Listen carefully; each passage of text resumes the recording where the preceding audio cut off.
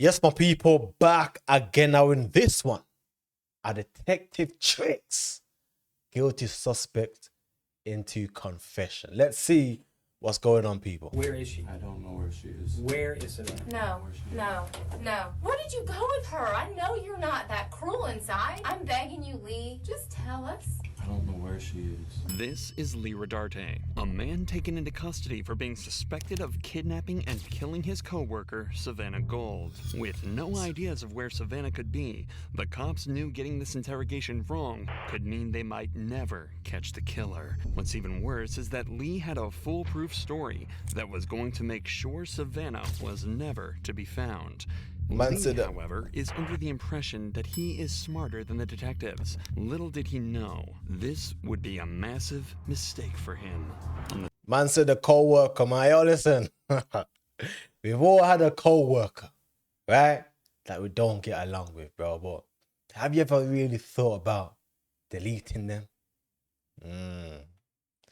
Interesting. 2nd of August 2017, Savannah's family received text messages stating she was running away and quitting her job. The messages were riddled with errors, causing her family to panic and report her as missing immediately. Throughout the investigation, the police were grasping at straws until they were suddenly sent the CCTV footage from the Bonefish Grill where Savannah worked. The video shows her getting into a silver car in the parking lot before it began to shake violently, with the door being thrust open and pulled shut 3 times. The car then drove out of the parking lot and Savannah was never seen again. After a series of interviews, they discovered the car was identical to Lee Rodarte's, a manager at the grill and boyfriend to Savannah for around 2 months. Lee was immediately arrested on suspicion of murder and brought into the interrogation room. However, he was told by police it was for an unimportant traffic warrant. And that's when the following happened. I'll stay right out here. You can go have a seat for me real quick. I'll be right back, okay? Yes, sir. Being told the detective will be right back obviously implies to Lee that he won't have to wait long to be seen. But it'd actually be 90 minutes before anyone enters the room again. Only 90 minutes, that's mind games, bro. And you know what it is? At that point, when you're waiting 90 minutes, you must know that maybe they've got you, bro. Cause remember, you've done this crime, you know. Yeah? A traffic stop, 90 minutes, come on. a few days ago, Lee was interviewed about the disappearance of a girl he kidnapped, and now he's been handcuffed and taken into a police interrogation room. Lee will be feeling incredibly anxious now, but remember, he's confident that there's no way the cops have enough evidence to take him down. But unfortunately for him, the facade the detectives put up is all about to be ripped away. Hey, man. How you doing? Good. You remember me from the other day? Detective Reeves? Okay. This is my partner, Detective Staley. The detective that enters isn't the same one that brought him in. It's the one who interviewed him about Savannah 3 days prior. Any comfort he found in thinking this was all unrelated has now been completely taken away and replaced with pure panic. But Lee's plan remains the same, so he tries to keep himself composed as he prepares for the onslaught of questions he's about to be hit with. So, Savannah, you said that you knew her and you guys had, you knew her from work. I mean, just kind of fill me in with that. How long have you known her? Like I said, I've known her obviously since she started working there. I would say probably about 8 months ago, we started hanging out outside of work. And at the time, I had a girlfriend. But we kind of connected, me and Savannah. So we hung out a little bit here and there. Got pretty close. We come from, I guess, somewhat similar backgrounds, I guess you should say. The question Lee was given was, how long have you known Savannah? So already he's talking too much, man. Suspicious motherfucker. You know, that's how you always know when someone is lying as well, man. Or when they've already got a script in their head. They start telling you unnecessary information you didn't ask for, unrelated. That's when you know, something's off, man. Question that surely merits a fairly simple answer. When hit with a question like this, people who have nothing to hide keep their responses short, taking the questions at face value. But people who feel pressured will usually extend their answers to questions in an effort to seem as though they know what they're talking about. Yeah, facts. Something Lee will fall victim to. So we kind of connected, hung out for a little while. I'd probably say Crazy. a period of 2-3 months. Okay. And then she started using drugs Okay. a lot. I did them with her a couple times, and then she started to get heavy into them. And Oh, gotcha. Yo, people. The man asked him, how long have you known her for? Mama talking about her doing drugs and bro, what are you talking about, man? Okay. so I kind of just tried to take a step back and, you know, put things off. And then probably a month or so ago, I saw Savannah at work and she looked healthy again. You know, she gained a little bit of weight. We kind of were talking, you know, here and there. We hung out a couple times. She came over to the house and, you know, we just kicked back, drank Crazy, a couple bro. beers, watched movies, stuff like that. In total, Lee spoke for over 5 minutes in response to a single simple question, going so Mad. far as to detail specific encounters between the pair. Now that the detectives have even more reason to suspect that he may be hiding something, they decide to call him out on something small to gauge his reaction. In the first interview, Lee had told investigators he hadn't seen Savannah in a while. But if the CCTV footage is to be believed, this is a bold-faced lie. And then as we hung out, you know, after a couple of times, she brought drugs over. I told her, I was like, you know, you're doing really good. You can't, you know, you shouldn't be doing it again. I think we moved too fast. Split Yeah, mutual just be ways. mutual. Right. Yeah.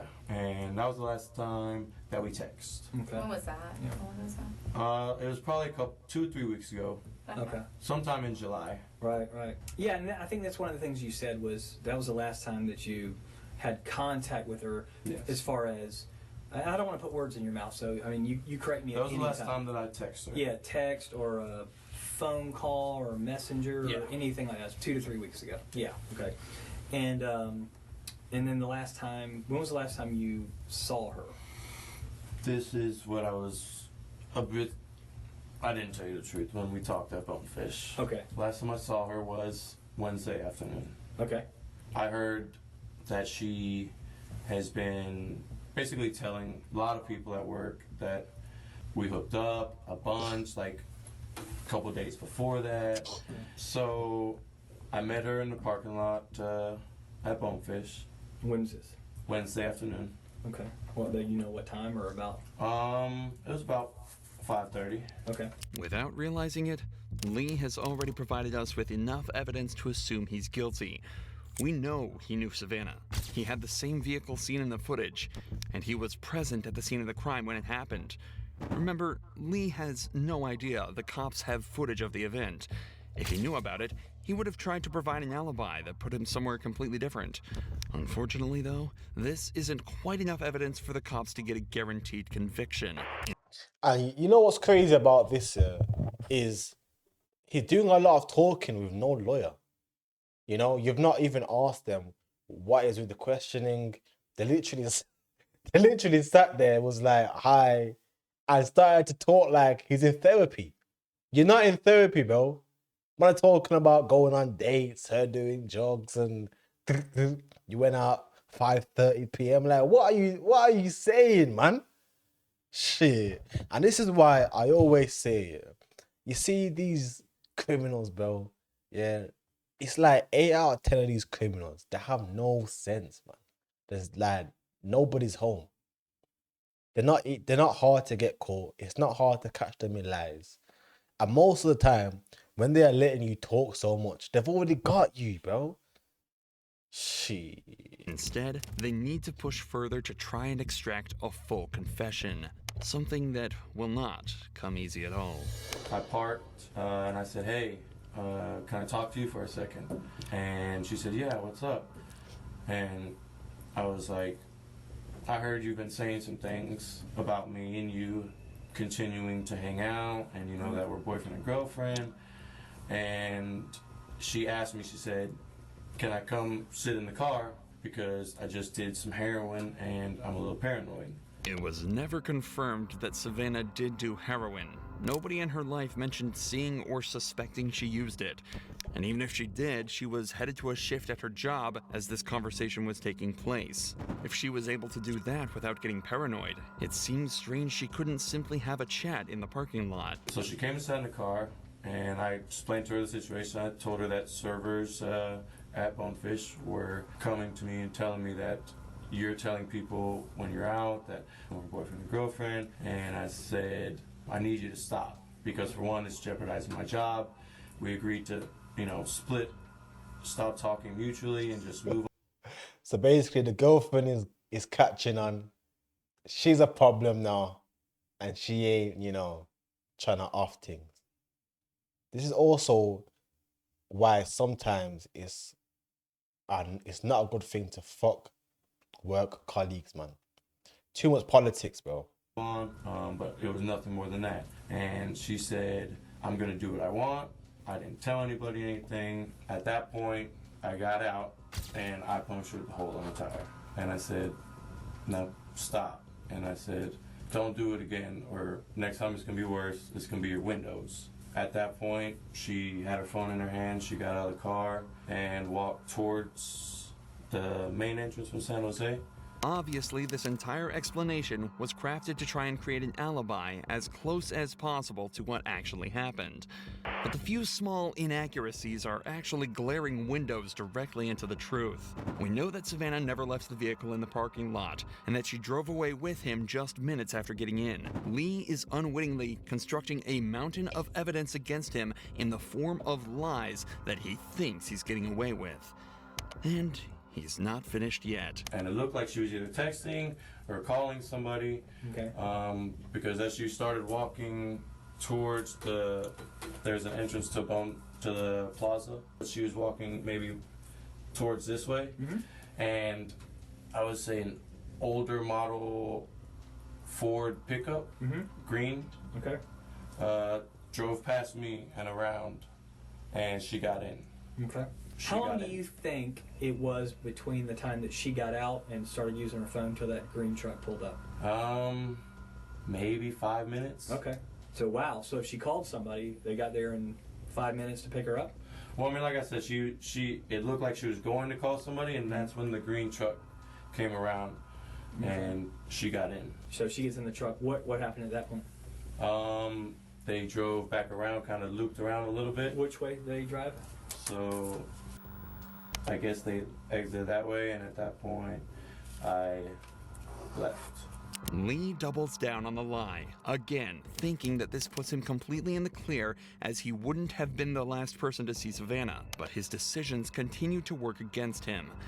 Had he decided to stick closer to the truth, he might have been able to argue that he took Savannah somewhere else and then parted ways with her. But without the knowledge of what police have against him, Lee is left simply guessing and forced to make up stories on the fly.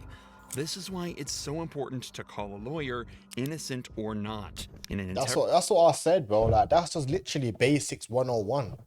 And I'm sure they usually say, you have the right to have a lawyer, but when they're in a position where they can actually get a murderer, I mean, technically they don't need to mention it. But either way, this guy is an idiot, man. You know what it is?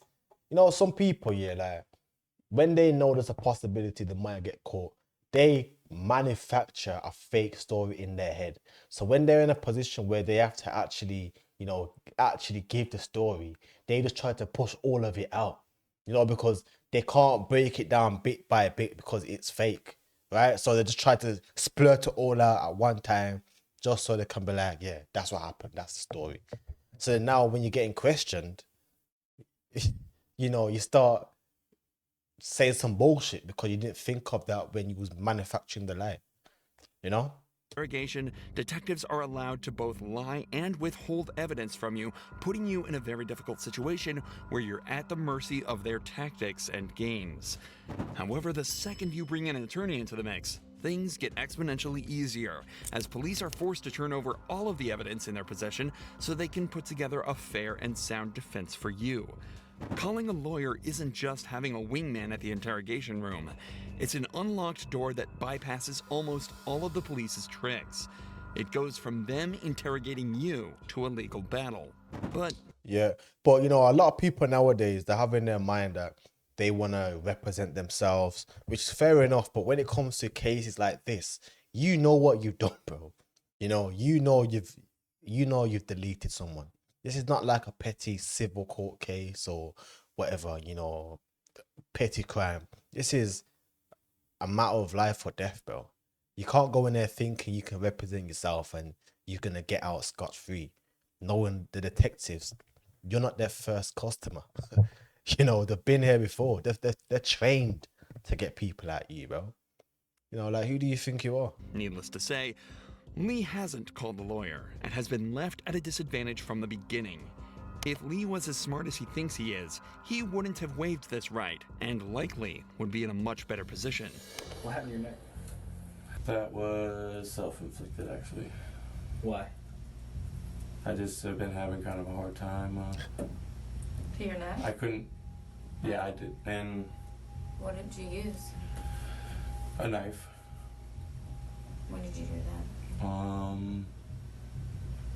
Some time in July. You did that in July and it's still Yeah. bloody?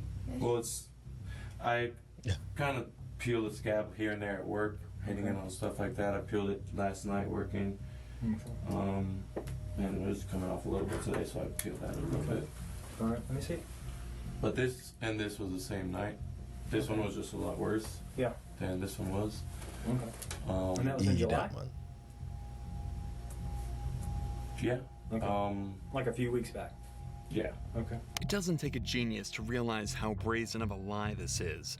Aside from his incredibly unconvincing delivery of his excuses, Lee has no history with self-harm and was reported to have been in good spirits in the weeks leading up to this event. Furthermore, Lee becomes visibly anxious here. Most people have a tell that shows when they're lying or feeling uncomfortable. For many, this is crossing their arms or slouching in their chair, but Lee keeps his posture and position fairly consistent throughout the interview. Instead, Lee is prone to subconscious jittery movements in his limbs. Earlier in the interview, while being caught in his first lie, he bounced his leg repeatedly the entire time. While here, he moves his hand and fingers unnaturally every time he tells a lie. In fact, it's almost comical how perfectly it lines up with the false statements. I met her in the parking lot at Bonefish When's this? Wednesday afternoon. What happened to your neck? That was self-inflicted, actually. What did you use? A knife. It's also interesting to note that the detectives almost certainly noticed these marks just seconds into the interview. The decision to mention it now was a conscious one, done to try and build pressure. Lee would likely have anxiety regarding his last big lie about Savannah exiting his vehicle. Catching him so suddenly in a second lie right after will likely amplify these feelings and cause him to feel even more paranoia as the detectives continue. This is also likely why they immediately flip back to talking about the truck right after. Could you see who the person in the truck was? The truck had fairly tinted windows. I saw a baseball cap. Yeah. You see a guy, girl, white, black? I couldn't really tell if it was a guy or a girl. Okay. I just remember seeing the truck drive and her get in. Yeah. And obviously I'm sitting in front and truck drives right past me. Yeah. And I saw a baseball cap through the passenger window. Okay. But So did it seem like she knew the person? These Americans love a baseball, but I mean, she got right in. Lee, why didn't you mention this before since we've been looking for this girl? I mean, don't you think that information I mean, is it important? definitely does. boy, oh boy, he's feeling the pressure now, man. Look at this guy keep rubbing his leg. Hey, honestly, people, yeah, when you are in times of pressure, this is not even me defending this criminal, yeah, but when you're in times of pressure, yeah, the best thing to do is just pause, man. You know, pause, take a break, and just relax, man. Because when you're under pressure, some people score under pressure. Some people miss under pressure.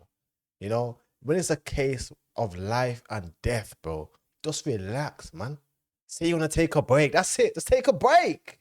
Shit. He's feeling the heat right now, man. Even his forehead right now looking a bit shiny. He fucked up, man. And I regret obviously not saying anything before. So when I come up and talk to you yesterday, I'm not threatening. I'm talking to everybody up there. What? Why? Well, I freaked out, to be honest with you. I mean, This girl's missing? Yes. Okay, but you know she's been missing. I mean, you had to know. I mean, obviously, you know, I was the last one to see her, so Yeah. I was a little bit scared at that. And, How do you know you just said you weren't the last one to see her. You just said somebody in a truck. Well, I mean, the last one to see her at Bonefish. Okay. The last one she's heard from. Right. I had contact with that anybody knows of. Sure. The detective knows he's starting to catch Lee on the back foot, so decides to keep the pressure up. So where's Savannah right now? I don't know. Where would I find her? I don't know. That's my prime objective is to find her. Definitely. And here's a couple reasons I need to find her. One is I'm hoping that she's still alive. And that's really, I really do, I'm holding out for that. And if she's not alive, then I think she and her family are due that knowledge. I think they need some closure. So where is she? I don't know where she is. Where is Savannah? I don't know. I need to know where Savannah is so I can don't let know her family where know. she is. You don't know because you had something done with her and you weren't involved in that part? I don't know. Tell me something. What can I work with? I told you the last time I saw her. But that's not true because we have proof. We have proof. And that's why we're sitting here, Lee. At this point, we need this for her. I mean, I look at that little girl and I think of my little girl. My little girl who's her age. That's who I think about. That was my little girl. I couldn't imagine. I don't care what she said about you or whatever, but my little girl is that age. Maybe And you're not telling the truth. Maybe something gets out of hand in the car. I didn't do anything. Okay, you didn't do Okay, anything, but she was in your car. She never got out of your car. She never got out of your car. Hey, these detectives need a raise, bro. This is grade A acting skills, man. The way they just turned it on. Trying to play mind games with him backed in a corner. Yeah, he's cooked, man. Lee? This is where the true genius of these detectives start to shine. The initially quiet female detective suddenly starts to speak up. The male detective had a very deadpan, professional demeanor throughout the interrogation, so having that suddenly contrasted by a vulnerable, emotional-looking person being thrust in front of him will likely come as even more of a shock to him, especially as she starts to become more emotive and even starts to beg him. She never gets out of that car. And you drive off. She never gets out of that car. There is no green truck. And that's not right to her. We're fact finders, Lee. I don't have anything personal against you. No, not at all. I mean, it's We're over. just fact finders. tell us We're what just happened. doing Where our is she? job. No. Where did you go with her? Where did you go with her, Lee? Be human. You're a human. You're a man. Where did you go with her? I know you're not that cruel inside. Maybe you Please. maybe you don't know where she is now. Where did you go with her? Please. I'm begging you, Lee. I know you're not an evil person. I don't see that in you. I don't see that in your history. I don't hear those things about you at work. Is she still at your house? No. Okay. Is she still in your car? No. Okay. Well, then where is she? What was going on in the back seat? For the doors to be kicked open. She kicked open that door 3 times, Lee. She kicked it. We saw it. And you know I'm not making it up because I wouldn't know this because I wasn't there unless we had video of it, correct? Yes, correct. I'm not. Bro, if they had the video of it, yeah, they wouldn't be asking her. They wouldn't be asking him if she's still in the car. You know? This guy just obviously... Like I said, when you're under pressure, some people score and some people miss. You know? That little sip of the water, that's not going to save you, bro. I'm not trying to trick you. I'm just a fact finder. I mean, she was upset. She tried to slap me. I slapped her. She went to get out. I grabbed her around her waist and said, "Where are you going? Why are you hitting me?" She calmed down and we left. Why would she leave with you after that? Why would she? I mean, we've gotten arguments plenty of times where she says she doesn't care what happens or anything like that. All right. Sometimes people do wrong things, right? Sometimes people make mistakes. It's what you do afterwards. I got a family that needs closure. They are now coming to the reality that she's no longer with us. You want people to remember you as a guy who said, okay, look, I'm going to do the right thing? Or do you want your family and everybody else to think that you're some evil, heartless person who won't tell us where she is? I don't think you're that kind of guy. I don't think you're evil. Just tell us where she is. Closure for her family. She was hitting me. She wouldn't stop, and I squeezed back. Just squeezed her hard. Stop. You squeezed her around her neck or around her neck? She just wouldn't let go. I didn't let go. Where is she now? Please tell us where she is. All I want to do is pond on the west side of the Club du Clay Club du Clay? Yeah. Okay. and Longchamp. Yeah. Okay. Just a few days later, a dive team recovered the remains of Savannah Gold, burned and almost unrecognizable. So much so that her cause of death couldn't even be determined. Lee Rodarte pleaded guilty to the second-degree murder of Savannah and in March of 2021 was sentenced to 40 years behind bars. 40 years. I mean, shit, the rest of his life is over. You know, he's... And apparently he was sending text messages to her family and it was him, but he was trying to pretend like it was her. Just imagine that, man. Imagine receiving text messages of your daughter or your son and it's the killer. That is darkness, man. That's actually very dark, bro. Now, obviously, in his situation, you know, he obviously deserves to spend the rest of his life in jail. But honestly, in this kind of position, talking, and there's no lawyer, like, are you okay? Like, people that get caught with drugs, they make sure they have a lawyer. Never mind what he did. Like, bro, come on, man. You know? But yeah, honestly, even when it comes to lawyers and stuff, yeah, imagine, you know, you're defending a guy. Obviously, I've got a law degree, right? So it was something that I would have had to have gone down. But imagine defending a guy and you know that he actually did this to a body, bro. Did this to an innocent person. Was out here sending text messages as though he's the woman that you killed. That's mad, that is. Yo, shit. But yeah, let me know what you guys think in the comment section below, man. I'm gonna start dropping a lot more of these videos daily as well. You know, yeah, I'm doing something new with the channel now.